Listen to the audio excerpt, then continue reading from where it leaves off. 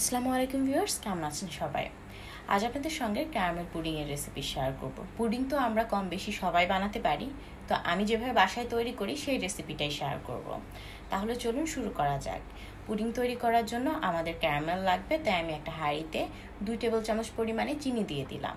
এতে দিয়ে দিচ্ছি 1 টেবিল চামচ পরিমাণে পানি। এবার চিনি আর পানিটাকে একসাথে রান্না করে আমি ক্যারামেল তৈরি করে নেব। এই সময় কিন্তু চামচ দিয়ে নাড়াচাড়া করা যাবে না। চামচ দিয়ে নাড়াচাড়া করতে গেলে অনেক সময় চিনিটা শক্ত হয়ে যায়, সুন্দরভাবে ক্যারামেলটা তৈরি হয় না। অল্প একটু সময় রান্না করার পরেই দেখবেন যে চিনি আর পানিটা একসঙ্গে এরকম একটা লালচে কালার চলে এসেছে। তখনই বুঝতে হবে ক্যারামেলটা রেডি।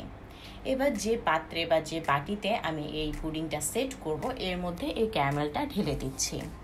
এর চেয়ে বেশি ব্রাইট কালার কিন্তু করতে যাবেন না, এতে করে ক্যারামেলটা পুড়ে যাবে, আর পুড়ে গেলে কিন্তু পুডিংয়ের স্বাদটা তেতো হয়ে যাবে। এরপর পাত্রটাকে এভাবে ঘুরিয়ে আমি পুরো পাত্রের মধ্যে এটাকে ছড়িয়ে দিচ্ছি সুন্দরভাবে।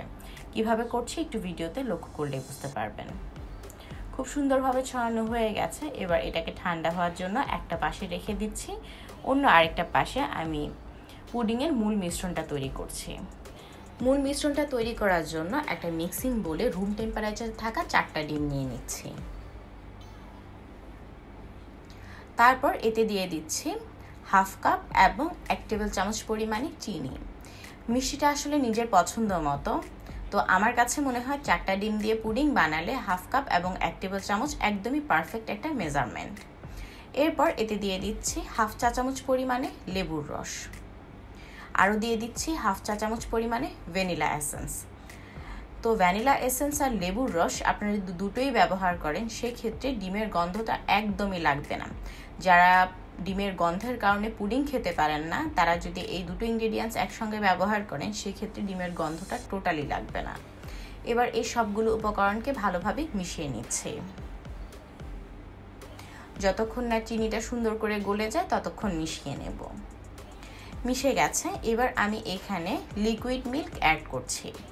আমি এখানে 2 কাপ পরিমাণে লিকুইড মিল্ক অ্যাড করে দিয়েছি। এগুলোকে আমি জাল দিইনি, ঘন করিনি, জাস্ট নর্মাল অবস্থায় দিয়ে দিয়েছি। আরও দিয়ে দিচ্ছি 1 কাপ পরিমাণে গুঁড়ো দুধ। এখন আপনারা যদি লিকুইড মিল্কটার ক্ষেত্রে 4 কাপ দুধকে জাল দিয়ে 2 কাপ ব্যবহার করেন, সেক্ষেত্রে কিন্তু গুঁড়ো দুধটা লাগবে না, শুধু লিকুইড মিল্ক দিয়ে পুডিংটা তৈরি করা যাবে। যেহেতু আমি লিকুইড মিল্কটাকে জাল দিইনি, নর্মাল অবস্থায় দিয়েছি, সেজন্য আমি গুঁড়ো দুধটা অ্যাড করেছি। আরও দিয়ে দিচ্ছি 1 টেবিল চামচ পরিমাণে কাস্টার্ড পাউডার।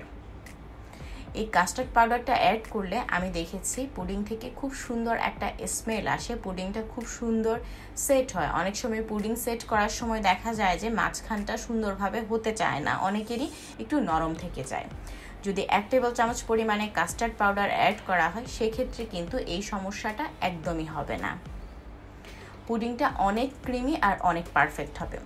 আমার ভালো লাগে, এই জন্য আমি অ্যাড করছি। কিন্তু আপনারা যদি মনে না করেন, সেই ক্ষেত্রে আপনারা এই পুডিংয়ের ক্ষেত্রে কাস্টার্ড পাউডারটা বাদও দিতে পারেন। এটা আসলে অনেকটা আপনাদের পছন্দের উপরে ডিপেন্ড করে। মূল কথা হচ্ছে যে কাস্টার্ড পাউডারটা অপশনাল।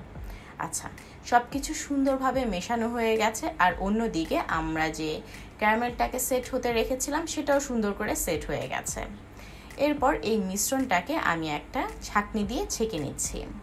ছাঁকনি দিয়ে ছেঁকে নিলে কি হবে, ডিমের যে একটু আস্ত অংশ থাকে আর কিংবা যে কাস্টার্ড পাউডারটা দিলাম, সেটা কিন্তু পুরোটা একদমই মিশতে চাইবে না, ওইটারও কিছু অংশ এরকম থেকে যাবে।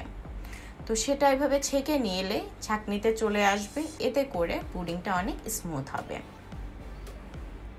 এবার এই পুডিংটাকে ভাপে দেওয়ার পালা। তো ভাপে দেওয়ার জন্য আমি এখানে একটা ফয়েল দিয়ে এটাকে ঢেকে দিচ্ছি। আপনারা চাইলে যে কোনো ধরনের ঢাকনাও ব্যবহার করতে পারেন। তো আমার এই বাটিটার কোনো ঢাকনা নেই, এজন্য যে আমি এরকম একটা ফয়েল দিয়ে ঢেকে দিচ্ছি। এরপর পুডিংটাকে সেট করার জন্য আমি এইখানে একটা হাঁড়ির ভিতর পরিমাণ মতো পানি দিয়ে দিয়েছি, আর এর ভেতরে একটা কিচেন টাওয়াল দিয়ে দিচ্ছি। এই কিচেন টাওয়াল দিয়ে তারপর যদি আমরা পুডিংয়ের পাত্রটা এর উপরে সেট করি, সেক্ষেত্রে যে পাত্রটা নড়াচড়া করবে না, সুন্দরভাবে বসে থাকবে। আর আরেকটা ব্যাপার যে পানি কিন্তু পরিমাণ মতো দিতে হবে, যাতে কোনোভাবেই পানিটা ফুটে বাটির উপরে উঠে না আসে, সেই হিসাবটা করে পানি দিতে হবে। এইভাবে আমি এটাকে 20 মিনিট রান্না করেছি। 20 থেকে 25 মিনিটের মধ্যে পুডিংটা সুন্দরভাবে সেট হয়ে যাবে। তো আমি 20 থেকে 25 মিনিট পর আপনাদেরকে এটাকে একটু খুলে দেখাচ্ছি। একটু দেখলে আপনারা বুঝতে পারবেন যে এটা কতটা সুন্দরভাবে সেট হয়ে গেছে। এই যে মাত্র 20 মিনিটেই কিন্তু এই পুডিংটা এত সুন্দর করে সেট হয়ে গেছে। আপনারা চাইলে এরকম একটা ছুরি ঢুকিয়ে টেস্ট করে নিতে পারেন। ছুরিটা যদি ক্লিন বের হয় তাহলে বুঝতে হবে যে পুডিংটা পারফেক্টলি সেট হয়ে গেছে। এবার পুডিংটাকে হালকা ঠান্ডা করে নিচ্ছি, তারপর এটা আপনাদেরকে আনমোল্ড করে দেখাচ্ছি। একদম গরম গরম পুডিং অনেক সময় আনমোল্ড করতে গেলে এটা ভেঙে যায়, তো আপনারা একটু ঠান্ডা করে নিয়ে তারপর হচ্ছে যে এটাকে আনমোল্ড করবেন। মোল্ড আউট হয়ে গেছে। মাশাআল্লাহ, দেখুন কতটা সুন্দর হয়েছে। দেখতে যেমন সুন্দর হয়েছে, খেতে কিন্তু অসম্ভব মজা হয়েছে।